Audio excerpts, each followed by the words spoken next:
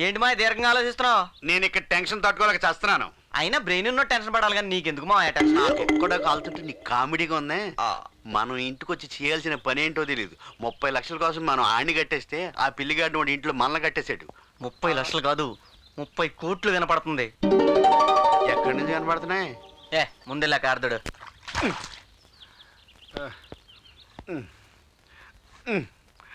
దీని దోగుతుంటే చెరులో గేదెను గడుగుతున్నట్టు ఉంది. ఆడుతూ పాడుతూ పని చేస్తుంటే అలుపు సలుపేమున్నది. సలుపు కాదే సలుపు. మావయ్య నువ్వు ఇలా పని చేస్తుంటే నా గుండె తరుక్కుపోతుంది మావయ్య. అవును మావయ్య, ఎవరి పని వాళ్ళు చేసుకుంటే బాగుంటుందని ఫేమర్ గారు చెప్పారు. ఆయన ఏం చేసేవాడు? ఆయన పని ఆయన చేసేవాడు, నా పని నేను చేసుకుంటా. అల్లుడు ఏంటి ఆయన తుడుస్తుంటే మీరు నిలబడి చూస్తున్నారు? నేనా? అంటే మా మామయ్య గారు ఎండలో ఎక్కువ పని చేస్తే బీపీ షుగర్ వస్తుందని డాక్టర్ చెప్పారండి. మీరు వెళ్లే కారు కదా, అందుకే గంట నుంచి తుడుస్తూ ఉన్నా మేడం. నేను ఇందాక నేను చూస్తూనే ఉన్నాను. కార్తీ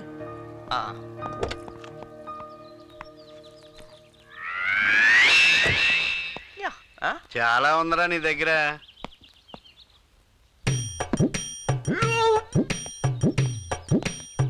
ఆవిడ తొయ్యమని లేదు, తీయమంది. అలాగందా?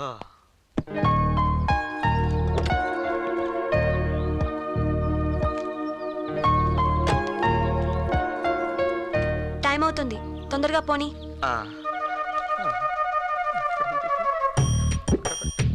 ఏంటి వెతుకుతున్నా? ఉద్యోగంలో చేరి మొదటిసారి డ్రైవింగ్ చేస్తున్నా కదండి, మీ చేతితో స్టార్ట్ చేస్తే. సెంటిమెంటా?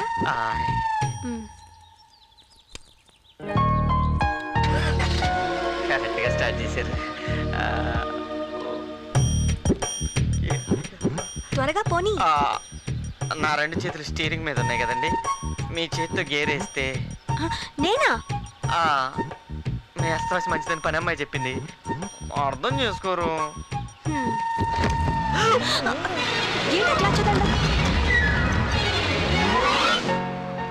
మేడం మీకు డ్రైవింగ్ వచ్చా? వచ్చు. బాగా వచ్చా? చిన్నప్పటి నుంచి డ్రైవ్ చేస్తున్నాను. అంటే మీ కారు గురించి బాగా తెలుసు అన్నమాట. తెలిస్తే నేను మీకు టెస్ట్ పెడతా మేడం. ఏంటది? ఈ కారులో బ్రేకులు ఎక్కడ ఉంటాయి మేడం?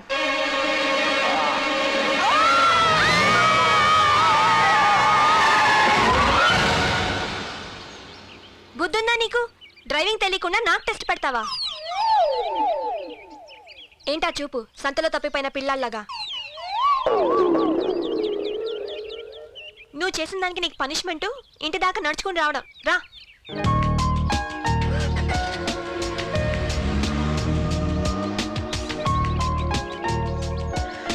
ఏమైనా దొంగతనం చేసినంత ఈజీ కాదు కార్ డ్రైవింగ్ అంటే, కష్టమే. ఇదేంటి మళ్ళీ వెనకొస్తుంది?